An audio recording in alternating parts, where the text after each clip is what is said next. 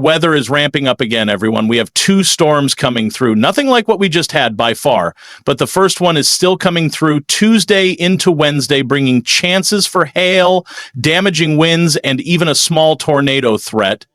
It will also bring major snow across parts of the country.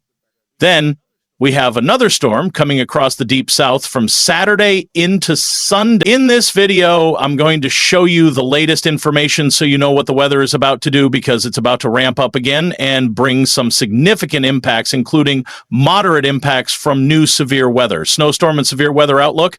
A snowstorm is expected to sweep across northern Kansas, eastern Nebraska, and western and northern Iowa with strong winds accompanying it. You can expect moderate impacts with the potential for over 4 inches of snow in the Pink Wicked area, which extends toward Wisconsin and western Michigan. This storm will intensify as it moves from the Central Plains toward the Midwest, bringing not only damaging winds, but also the potential for blizzards. Winds at the 500 millibar level will strengthen as we head into Tuesday and Wednesday, heightening the threat of severe weather. This system will push south, increasing the tornado threat while also bringing damaging winds and hail. Iowa could see hail early Tuesday into Wednesday morning as these storms develop. The tight isobars over the Central Plains indicate the potential for strong winds and blizzard conditions, particularly in Nebraska and Kansas as the system transitions toward the Midwest. Wednesday's severe weather threat. As the storm strengthens on Wednesday, a small tornado threat will develop, along with damaging winds and snow on the northern side of the system. Wraparound winds on Wednesday could extend the severe weather event into Thursday as the storm moves toward the northeast, bringing more winds and rainfall. Colder air will follow behind the system. Second storm system developing on Sunday. Another storm system is building up. While we still need more details to confirm the exact setup, it looks like storms will develop along the southern side of the U.S. with a 15% risk currently outlined. I'll keep you updated on this system, which could head toward the northeast, bringing snowfall and storms. However, snowfall is more likely for the interior northeast rather than the coast. Hail and thunderstorm development going into Tuesday and Wednesday morning. There will be some lift and instability, which will increase the hail threat by Wednesday. Convection and lift will increase from Illinois down toward the south, fueling stronger thunderstorms. While Tuesday's hail threat looks minor, it could increase by Wednesday as the system pushes farther south.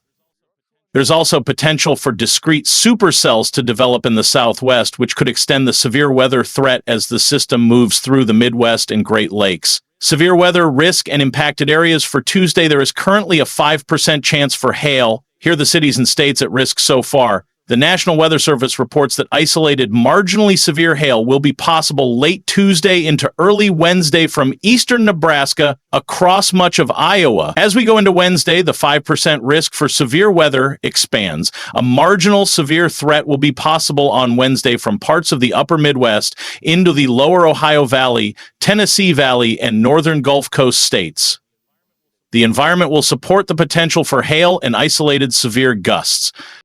Severe weather and snowstorm update. We could see a marginal tornado threat with the strongest storms, which are expected to extend toward northern Mississippi, western Tennessee, and far northwest Alabama. This suggests that we could get supercells developing in those areas. But it doesn't stop there. As we head into Saturday and Sunday, the next storm system will target the south. We're already seeing a 15% risk on day 7. Here are the cities and states at risk for Sunday's storm. This system is expected to bring 50 to 60 mph wind gusts as it develops from Tuesday into Wednesday. As it moves offshore toward the northeast, winds could strengthen to 40 to 50 mph along the coast, according to the latest GFS model. I'll cover that in detail shortly. As the storm pushes in from the west, it's bringing strong winds to the Rockies, with gusts of 50 to 60 mph and some isolated 70 mph gusts in higher elevations. The system will then track across New Mexico and Texas into the Central Plains, where it will continue to produce 50 to 60 mph wind gusts. As it heads toward the Midwest, these high winds will persist, potentially reaching the Ohio Valley and the Great Lakes, with gusts nearing 60 microfroms. We'll get more detailed information as the system approaches, so be sure to subscribe for updates.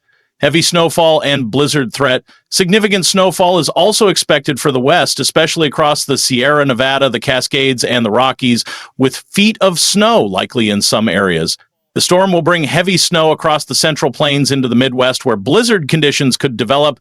As the storm system moves into the interior Northeast, snowfall will increase. The GFS model is showing a similar setup to previous storms, with the heaviest snow targeting the Midwest. The storm may bring some snowfall along the Northeast coast, but most models suggest that the primary impacts will be across the interior Northeast, not along the I-95 corridor. The latest European model, Euro, and the GFS ensembles are in agreement, showing that any snowfall along the coast would likely be minor. Most ensemble members indicate that snowfall will be concentrated in the Midwest, the Great Lakes, and parts of the interior Northeast. Fire threat increasing. We also have a growing fire threat. Today, there is an elevated fire risk in the orange-shaded areas, with a critical fire risk in the red-shaded areas. Here are the cities and states at risk for today's fire threat. The fire threat will increase tomorrow, with some areas possibly reaching an extreme risk level 4. Here are the cities and states at risk for tomorrow's fire threat as we go through Tuesday. Final thoughts? I just wanted to give you a quick update on what's happening and what's ahead. Thank you so much for your time. I hope you have a great day today. Before I go, remember to look out for your neighbors and help those in need after this recent storm. There are still a lot of people who need support. Wherefore, comfort yourselves together and edify one another, even as also ye do. And we beseech you, brethren, to know them which labor among you and are over you in the Lord, and admonish you, and to esteem them very highly in love for their work's sake. And be at peace among yourselves. 1 Thessalonians 5:11-13. Weather pattern flip coming soon. For most areas in the central and eastern United States, temperatures have been warmer than average, but that's about to change. If you're in the western states, it's been much cooler than normal throughout March so far. But that's about to flip, at least for a little while. We're going to see cooler conditions trying to make a comeback in the eastern states, while warmer and drier conditions are expected to return to the west. This means we're looking at a complete reversal of the weather patterns we saw in January and February. Since we're later into March, average temperatures have increased, so the cool down in the east and the warm up in the west may not be as extreme as what we saw earlier in the year. However, it will still be a noticeable change from what we've experienced in March so far. Storm activity continues. Despite pattern change, this pattern flip won't stop severe weather altogether. We still expect a relatively active storm track across much of the central and eastern states. While overall precipitation might slow down slightly, we're still monitoring several potential storm threats. The Storm Prediction Center is also indicating some long-range severe weather threats that we'll dive into shortly.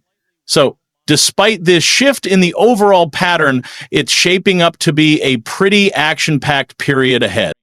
6 to 10 day temperature outlook. This is the 6 to 10 day temperature outlook from the National Weather Service, covering March 23rd through March 27th. We're seeing signs of a positive PNA, Pacific North American pattern, trying to make a comeback. Earlier this season, we had a negative PNA pattern, which brought colder and wetter conditions to the west. Now we're shifting back toward a more typical winter pattern. The National Weather Service shows cold air attempting to make a comeback in the east, but it doesn't look very extreme. I'm not expecting far below average temperatures for an extended period, but there could be a couple of days where it gets pretty chilly. However, the Northeast, the Mid-Atlantic, and even parts of the Carolinas may remain quite warm during this period. Severe weather and temperature outlook. We're currently seeing thunderstorms, but the severe weather potential remains a bit uncertain at this point. I would expect it to be on the lower end, so think marginal to slight risk at most. However, even low-end risks can bring damaging weather.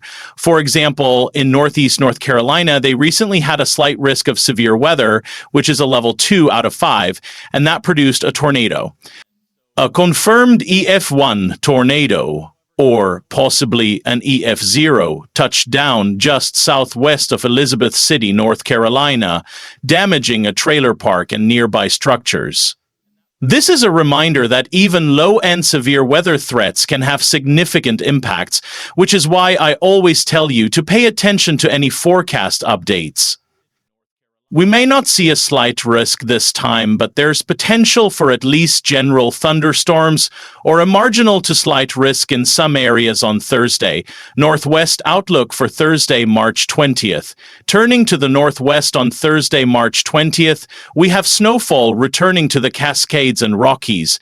By Friday, March 21st, much of the northwest will continue to experience a mix of snowfall and rainfall. However, things will start to dry out for most of the central and eastern states. We could still see some snowfall in the northeast, particularly in New Hampshire and Maine, as a low-pressure system lingers nearby. The jet stream is also digging deeper into the south, bringing cooler-than-average temperatures to the central and eastern U.S. I would say most areas in these regions will be near or even below average during this time frame.